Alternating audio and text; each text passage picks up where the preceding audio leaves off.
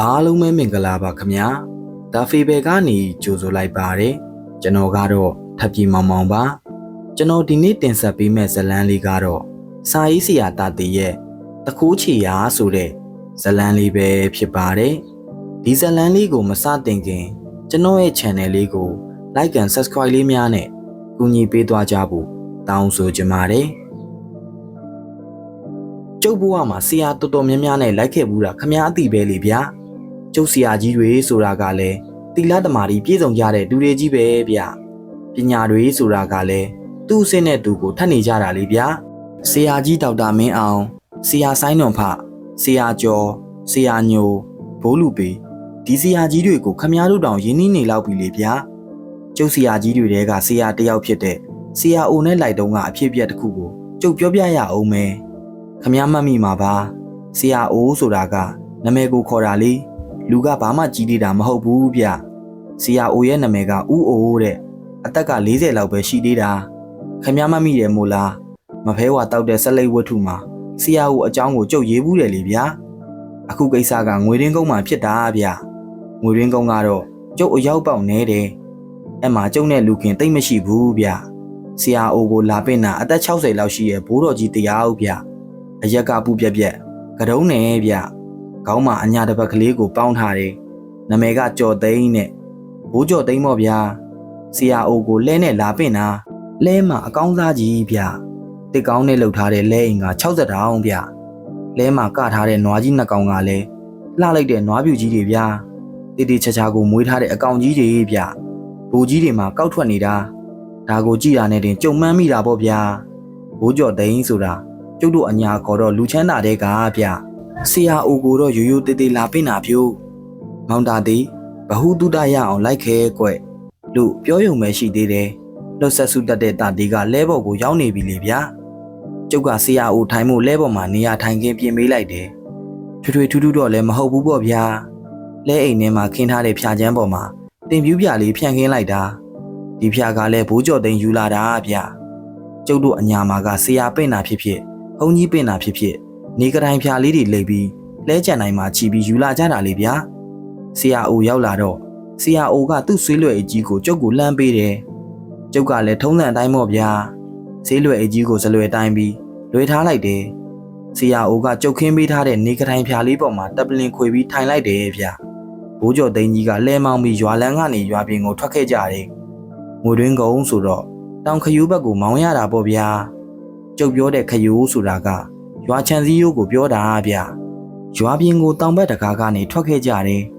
နေပါအောင်ကိုကျော်သိန်းရဲ့ခမားစောစောကပြောတဲ့အိမ်ခေါင်မိုးကိုကြော်ပြီးပြစ်တင်ထားတဲ့အချီလုံးကိုခမားဆွဲချတော့အဲ့ဒီအချီကျိုးမှာအနံ့နေပါလေရှိမနေဘူးလားဗျဆရာအိုကဘိုးကျော်သိန်းကိုမေးတာဗျလဲမောင်းနေတဲ့ဘိုးကျော်သိန်းကလည်းပြပြတလဲဖြစ်သွားပြီးဆရာအိုကိုရိုးရိုးတေးတေးလက်ပြောတယ်အဲ့ဒီအချီကျိုးကိုကျုပ်ဆွဲချတာမဟုတ်ပါဘူးဆရာကျုပ်လူငါတာရင်ဆိုတဲ့ကောင်ဆွဲချတာတာရင်ကပြောတာတော့အချီကျိုးကလူမစင်နဲ့နန်းနေတယ်လို့ပြောတယ်ဆရာအဲ့ဒီအချီကျိုးကိုစက်ကူနဲ့ထုတ်ခိုင်းထားတယ်ဆရာအိုကတခုခုကိုစဉ်းစားနေတယ်ဗျပြီးကမှတခုကိုပြောတယ်ဘိုးကျော်သိန်းအဲ့ဒါခမားတို့တိုင်လုံးကိုအိမ်မွေးချသွားတာဗျမစင်တုတ်ထားတဲ့အချီလုံးကိုခမားတို့အိမ်ခေါင်မိုးပေါ်ကိုကြော်ပြီးပစ်လိုက်တာတိုင်လုံးအိမ်မောကြကုန်တာဗျဒီတော့မှတခိုးကအိမ်တကားကိုဖောက်ဝင်ပြီးအိမ်ထဲကခိုးကျင်တဲ့ပစ္စည်းတွေကိုစိတ်ကြိုက်ခိုးတော့တာပေါ့ဗျာအခုဘိုးကျော်သိန်းတို့အိမ်သားတွေဘလို့နေတုံးဟာဆရာရဲ့အကုန်လုံးအိယာကနိုးတော့ခေါင်းတွေကိုနောက်တောက်ဖြစ်နေတာအိရေးမဝတလို့ကိုဖြစ်နေကြတာဗျဒါတောင်ကျုပ်အရင်နိုးလာပြီးလိုက်နိုးလို့ထလာကြတာကျုပ်တာမနိုးရင်တနေ့လုံးမြန်အိတ်နေကြမလားမသိပါဘူးဆရာရဲ့နို့ပစ္စည်းပြောက်တာကိုဘိုးကျော်သိန်းဘယ်တော့မှသိတာတော့ကျုပ်အိယာကနိုးတော့ဝိုင်းနောက်ဘက်ကအိမ်နာကိုသွားတယ်ဆရာဒီမှာတင်အိမ်မော်ကိုကြော်ပစ်ထားတဲ့အချီကျိုးကိုသွားတွေ့တယ်ဒါနဲ့တာရင်ကိုခေါ်ပြီးအချီကျိုးကိုဆွဲခိုင်းလိုက်တာကျုပ်အိမ်သားကထွက်လာတော့တာရင်ကပြောတယ်ဗျဘိုးအချီကျိုးကခြီလုံးမှာပါနေတယ်လို့ပြောလို့ကျုပ်ကတာရင်အဲ့ဒီအချီလုံးရောကျိုးတွေရောကိုစက်ကူနဲ့ထုတ်ပြီးတတိချာချာတိန်းထားစမ်းဒါမယိုးသားဘူးကွာလို့ပြောပြီးအိမ်မော်တက်ကအခန်းနေတဲ့ကိုဝင်ကြည့်တော့တန်တစ်တာကြီးကပွင့်နေရောဆရာကြီးကျမ်းပြင်ပေါ်မှာလည်းပစ္စည်းတွေပွားနေတာပြုတ်ဒါနဲ့ကျုပ်လည်းခေါင်းတစ်ပန်းကြီးသွားတာပေါ့ဗျာထင်းတဲ့အတိုင်းပါပဲဆရာရဲ့တစ်တာတွေကရွှေတုပ်ကြီးမရှိတော့ဘူးဗျရွှေကမနှဲဘူးလေကျုပ်ကနှစ်မွေကန်လေးဗျရွှေနှစ်ပိတ်တာနီးနီးရှိတယ် ကျုပ်အဖိုးရဲ့ပစိုးကြီးနဲ့ထုတ်ထားတာတခိုးကအထုတ်လိုက်ကိုယူသွားတော့တာပဲဆရာကြီးဘိုးကျော်သိန်းတို့အိမ်ကိုရောက်တော့ဆရာအိုကိုဘိုးကျော်သိန်းတို့မိသားစုကခရီးဥကျိုနှုတ်ဆက်ကြတယ်ဗျပြီးတာနဲ့အိမ်ကြီးကိုပတ်ကြည့်တော့တာပဲဘိုးကျော်သိန်းကလည်းဆရာအိုနောက်ကိုကတ်လာပြီးပြတယ်ဟောဒီတက်တဲ့မှာအချီကြိုကြီးတွဲလောင်းကြနေတာဆရာရဲ့ဆရာအိုကဘိုးကျော်သိန်းပြတဲ့နေရာကိုကြည့်ပြီးခေါင်းငိန်နေအိမ်မွေးချတဲ့တခိုးကအိမ်ခေါင်မိုးကြီးပေါ်ကိုပြစ်တင်တာအိမ်ရှိအနောက်ကိုမဟုတ်ဘူးဗျအိမ်ဘေးကနေတောင်ထဲမြောက်ကိုပြစ်တင်တာဆရာအိုကမြေကြီးကိုငုံကြည့်တယ်ဘိုးကျော်သိန်းဒီခြေရာတွေကခမားတို့အိမ်သားတွေရဲ့ခြေရာတွေလားအိမ်ဘေးကခြေရာတွေကိုပြပြီးဘိုးကျော်သိန်းကိုမေးတာဗျဟာမဟုတ်ဘူးဆရာဒါတခိုးရဲ့ခြေရာတွေပါကျုပ်လဲဆရာစီကိုမလာခင်ကတည်းကတွေ့တယ်ဗျဒါနဲ့ဒီဘက်ကိုဘယ်သူမှမလာရဘူးလို့မှားထားခဲ့တာပြီးတော့ကျုပ်တို့အိမ်မှာညကတခိုးအခိုးခံရတာကိုဘယ်သူမှမသိကြသေးဘူးဆရာဟုတ်ပြီဘိုးကျော်သိန်းခမားတို့အိမ်မှာမြေအိုးအသစ်ရှိလားဟာရှိတာဗောဆရာရဲ့ဟိုတနေ့ကနေမျိုးကဝယ်လာတာနွားနို့လေးပါလေးကြိုရအောင်ဆိုပြီးဝယ်ခဲ့တာရှိတယ်ဘိုးကျော်သိန်းကပြောဆူဆူနဲ့အိမ်မော်ကိုတက်ပြီးမြေအိုးကိုယူလာတယ်အဖုံးလေးတောင်ပါသေးတယ်ဗျဆရာအိုကအိမ်မော်ကိုတက်ပြီးဖျားစင်ရှိမှအစီရင်လှုပ်တော့တာပေါ့ဗျာ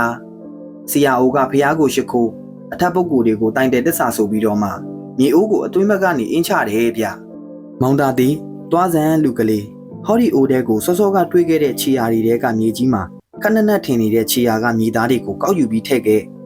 ကျုပ်ကဆရာအိုးလက်ထဲကအင်းချထားတဲ့မြေအိုးကိုယူပြီးဝိုင်းထဲကိုဆင်းခဲ့တယ်အနက်ဆုံးထင်နေတဲ့ခြေရာတစ်ခုလုံးကမြေကြီးတွေကိုကောက်ယူပြီးမြေအိုးထဲကိုထည့်လိုက်တယ်ဆရာအိုကဖျားစင်ရှိမှာပဲအုတ်ခဲသုံးလုံးကိုဖိုခနောက်ဆိုင်ပြီးတိမ်ဝင်ဖျောင်းနိုင်ကိုဖိုကွင်အလဲမှာထွန်းလိုက်တယ်တိမ်ဝင်ဖျောင်းနိုင်ကလက်မလုံးလောက်ရှိတယ်ဗျအင်းချထားတဲ့မြေအိုးကိုမီးဖို့ပေါ်မှာတင်တဇူဝါကိုလှုပ်ထားတဲ့ဝါးရောင်းမလေးနဲ့မြေမုံတွေကိုမပြတ်မှွေတော့တာပဲဗျာဆရာအိုကမှွေရင်းနဲ့ဗဇက်ကလည်းမနန်တွေကိုတွတ်ရွတ်သေးတာဗျညမိုးချုပ်လာတဲ့အထိကိုဆရာအိုကမှွေနေတော့ဖျောင်းနိုင်လေ3နိုင်လောက်ကုန်သွားပြီဗျကဲဒီလောက်ဆိုလုံလောက်ပါပြီလေလို့ပြောပြီးရက်လိုက်တယ်ကျုပ်တို့ဆရာတပည့်တွေကိုလည်းညစာကောင်းကောင်းကျွေးပြီးအခန့်ကြတယ်ညနဲ့လာတော့ဖျားကန်းမှာဆရာအိုကမအိပ်ပဲပတိစိတ်တယ်တိုင်လုံးကတော့မှောင်နေတာပေါ့ဗျာ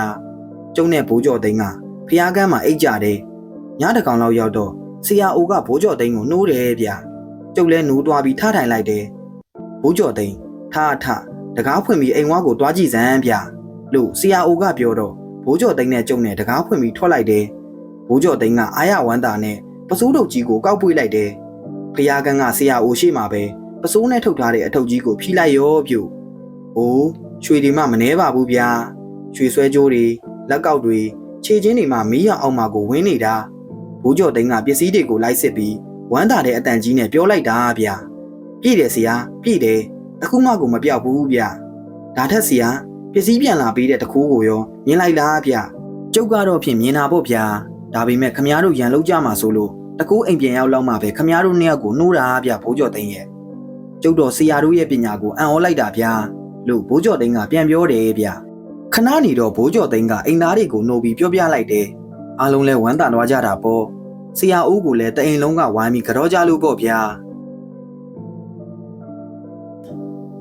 ဒီနေ့ဗီဒီယိုလေးကတော့ဒီလောက်ပါပဲကြည့်ရှုအားပေးကြတဲ့တယောက်ချင်းစီကိုအထူးပဲကျေးဇူးတင်ရှိပါတယ်ခင်ဗျာနောက်နေ့ဒီမှာလည်းနောက်ထပ်ဗီဒီယိုတွေကိုဆက်လက်တင်ဆက်ပေးသွားမှာမို့လို့ဆက်လက်ဆောင်မျိုးကြည့်ရှုအားပေးကြပါအောင်ခင်ဗျာ